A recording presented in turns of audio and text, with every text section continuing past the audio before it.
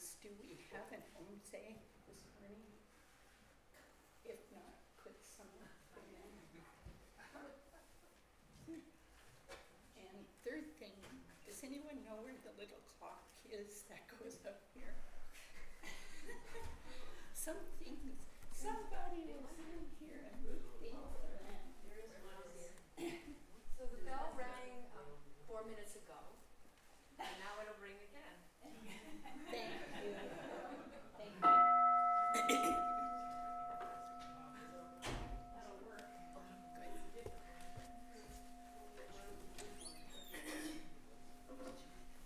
That's great. Thank you. Thank you. Thanks, everyone. This is what Asanga does.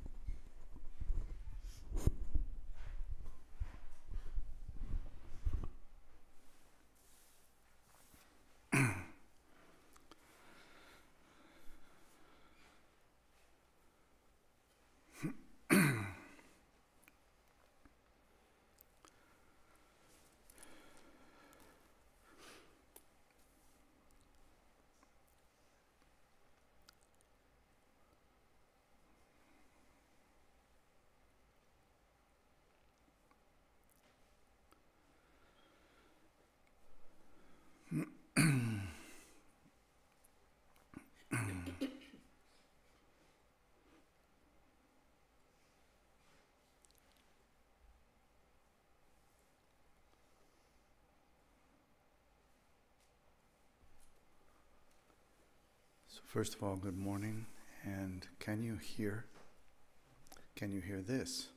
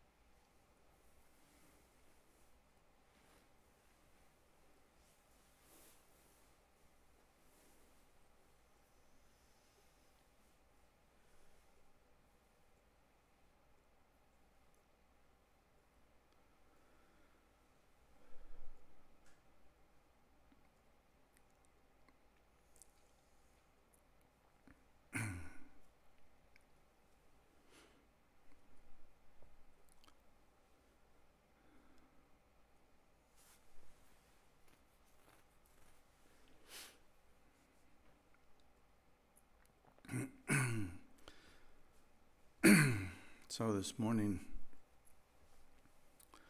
as is our usual beginning with the recitation for the practice of calm abiding, which includes again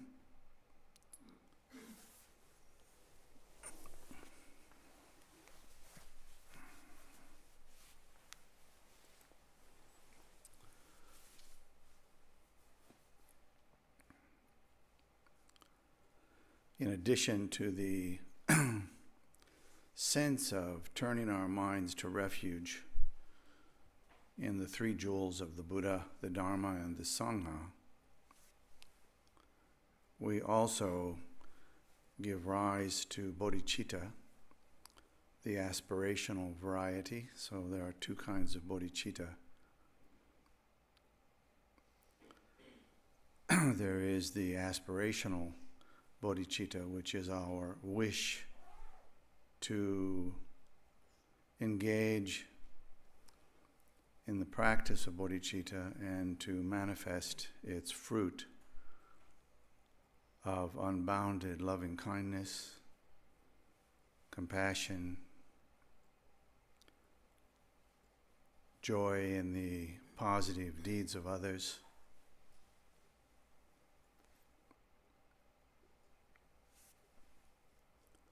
and equanimity.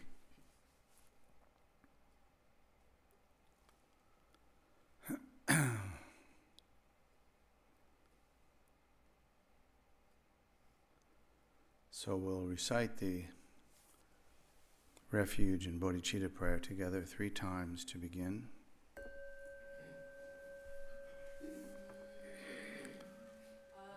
Till the summit of enlightenment is reached, I and all beings go for refuge to sources of true refuge. I will now practice the absorption of calm abiding in order to release all beings from their particulars and establish them in lasting peace and happiness. Until the summit of enlightenment is reached, I and all beings sources of true refuge. I will now practice the absorption of calm abiding in order to release from their particular suffering and establish them in lasting peace and happiness, till the summit of enlightenment, I and all beings go for refuge to the sources of true refuge. I will now practice the absorption of calm abiding in order to release from their particular suffering and establish them in lasting peace and happiness.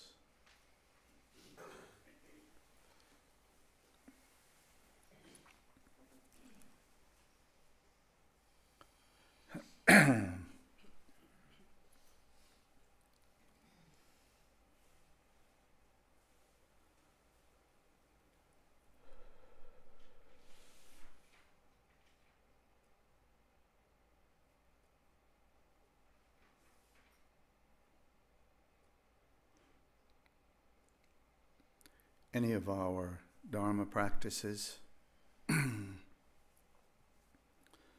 primarily any of the meditation practices that we engage in, that always is always first prefaced by turning our minds to refuge in the Buddha, refuge in the teachings.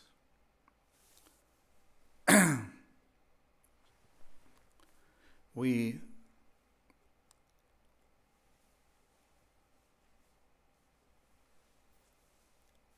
need also to understand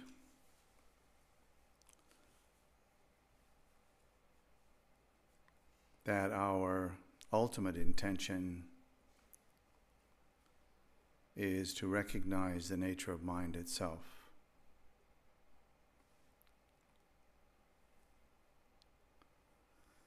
Which is, in truth, not so difficult.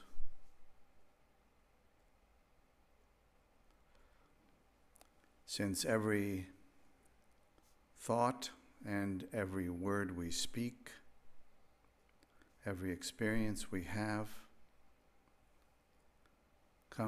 comes to us through the nature of mind itself.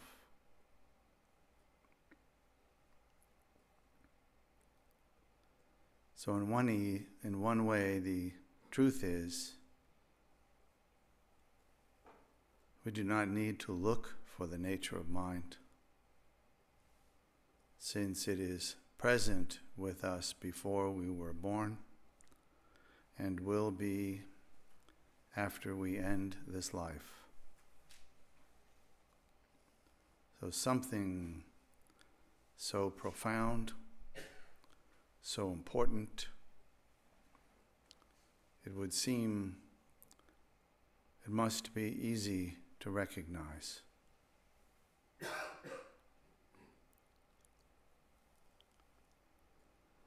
But we have trained ourselves to not recognize it, trained ourselves to be occupied mentally and physically with so many things which do not bear the fruit of recognizing the nature of mind.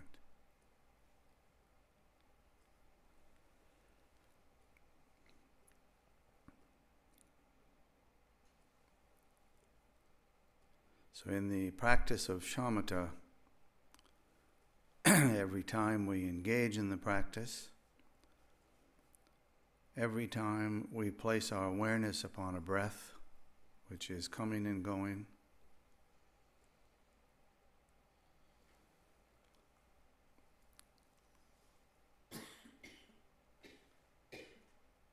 essentially every time we recognize any experience whatsoever that we are having, we are recognizing, in essence, mind itself.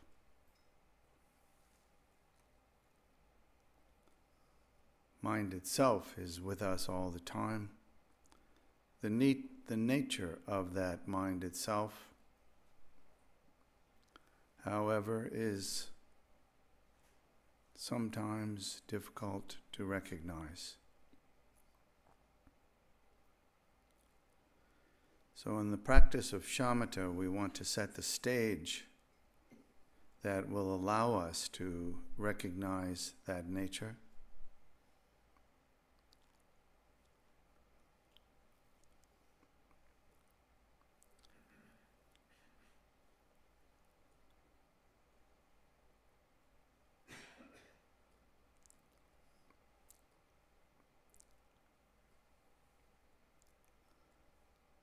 We can do that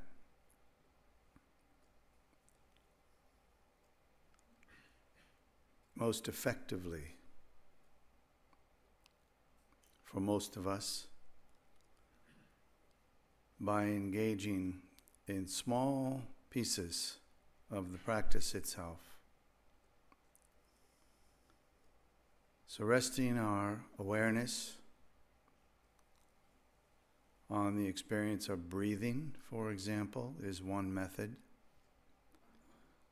Resting our awareness on some object that we place in front of ourselves is another method, and then we just keep placing our awareness on that object. Could be a small statue, could be anything, a piece of cloth.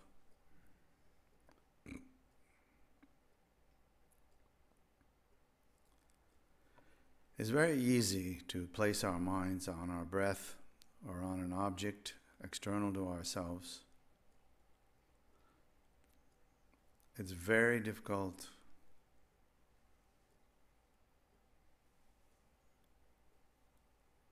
most often to hold our awareness still. We tend to move all around.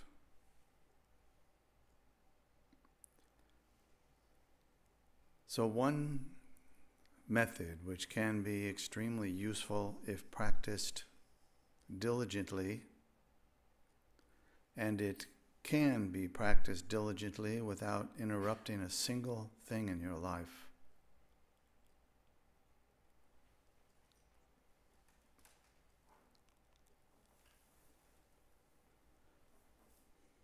Perhaps you have an experience like a physical experience. Maybe your legs are tired of sitting this morning, or you have a backache. Or maybe you have an experience that occurred yesterday, but when you remember it today, it's still an experience, just not the same as yesterday.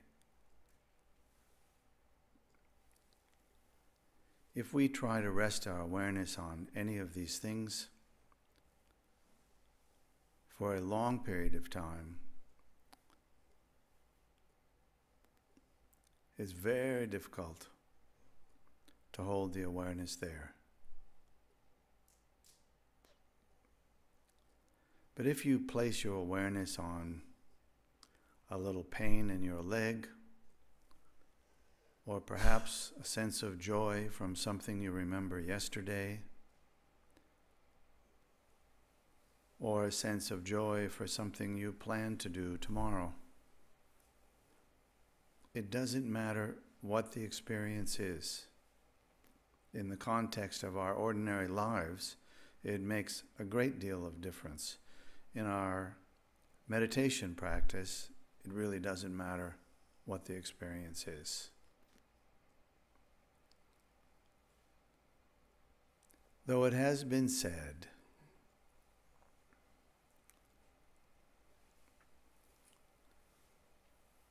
once we have a little bit of successful practice, it has been said that the best experiences to place our awareness on are difficult experiences, physically difficult, mentally difficult, interpersonal relationships difficult, whatever it is.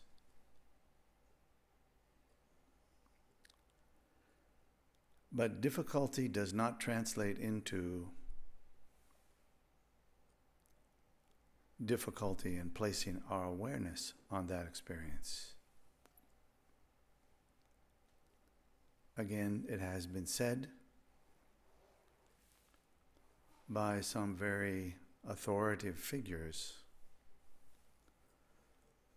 that placing your awareness on difficult experiences actually aids and abets the probability that you will be more successful at resting your awareness there. Especially if the experience is something that cannot be avoided. Perhaps something uncomfortable, perhaps something extremely pleasant. It's very difficult to avoid those kinds of experiences.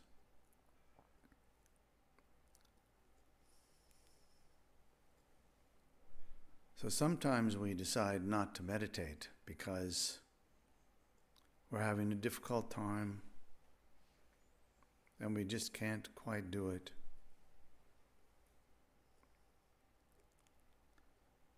Then especially if that difficult experience arises and we can place our awareness there, there is a high probability that we will actually be more successful than when we place our awareness on experiences which are not particularly potent. The experiences, in other words, that are in the ho-hum, so what category are not the best experiences to use. So this is easy to try. And I'd like to say try it for the duration of this morning, but I would even more like to say try it for the remainder of this day or this week or this month. If you can engage in this practice, let us say 10 times a day, no matter where you are, you stop and place your awareness on whatever experience you're having. Not your idea of the experience, the actual experience. Not your thinking of the experience like, oh, I'm looking forward to this afternoon, having a nice lunch or something.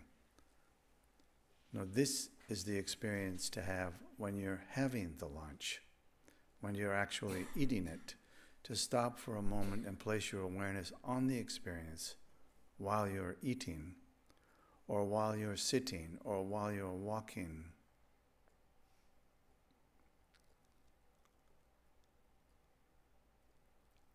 You will get two benefits in the moment that you do it. One is successful shamatha, sort of instantaneous.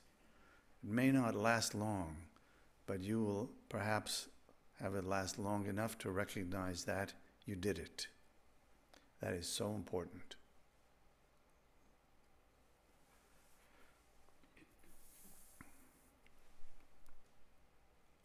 So now take some time. Allow your awareness to just be present with your experiences. And when possible, place your awareness on the experience without regard for whether or not the mind is still. Who cares if the mind is still? The truth is, have you ever actually witnessed your mind being still? I haven't.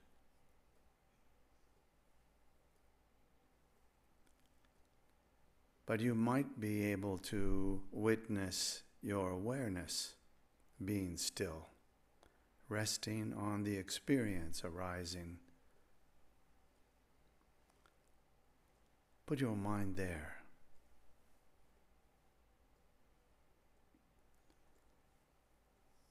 And again,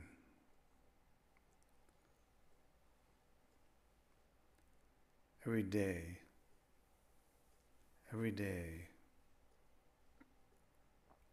as many times as you can remember, this only takes seconds.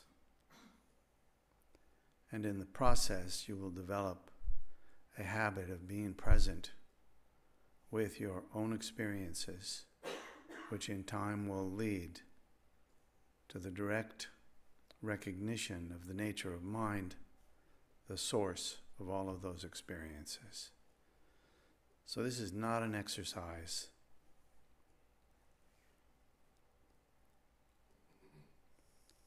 That bears no fruit.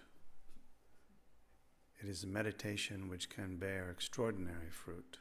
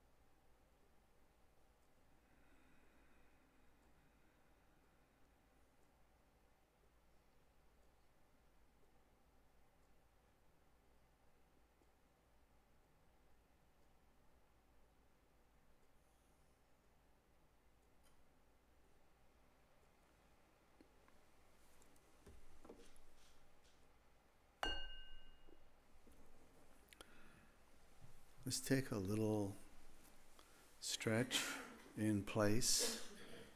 If you need to get up, it's okay, but otherwise, continue the meditation while you're stretching, because of course there is an experience associated with that. So use that kind of moving object of your meditation so you get a stretch and you get some meditation. And it just might be that you make a little discovery.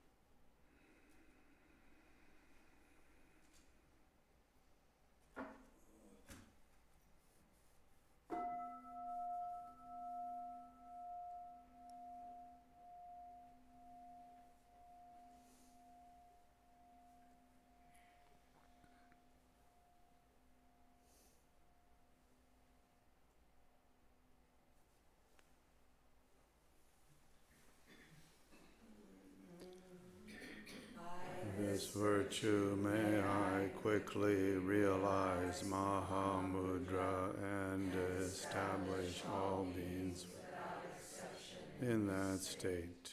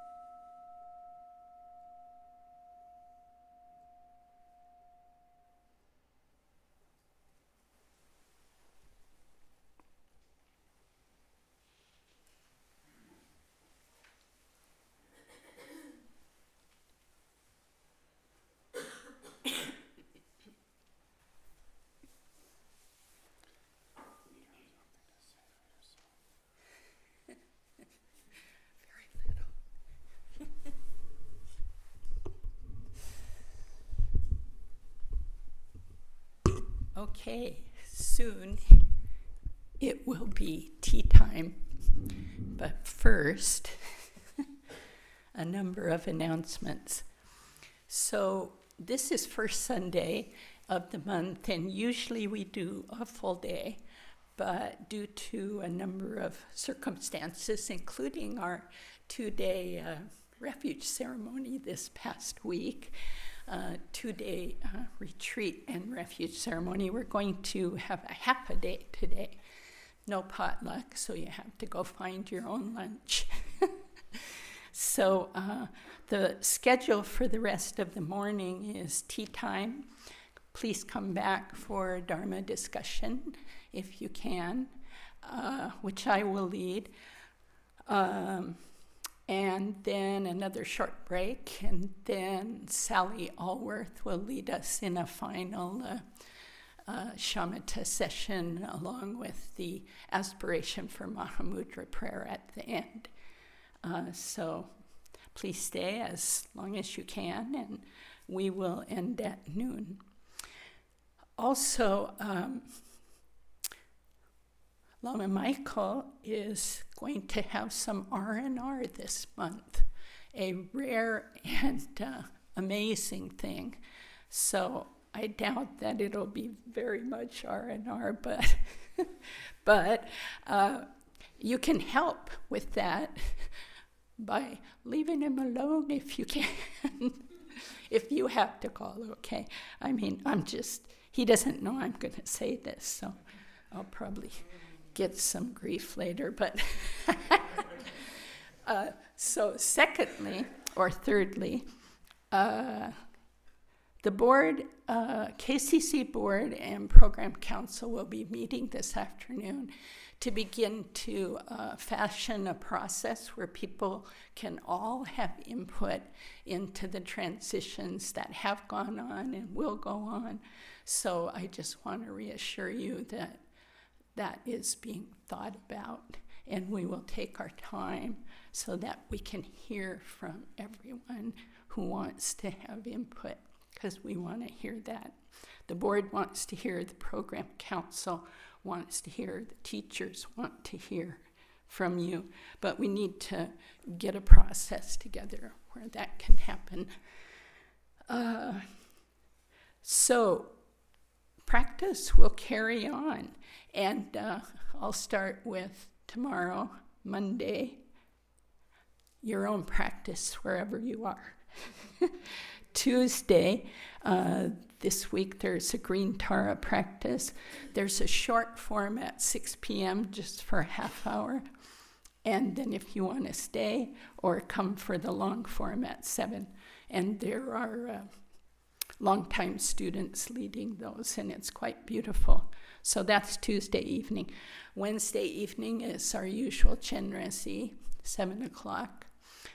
Thursday is mind training, 7 o'clock, led by Tim Campbell and myself.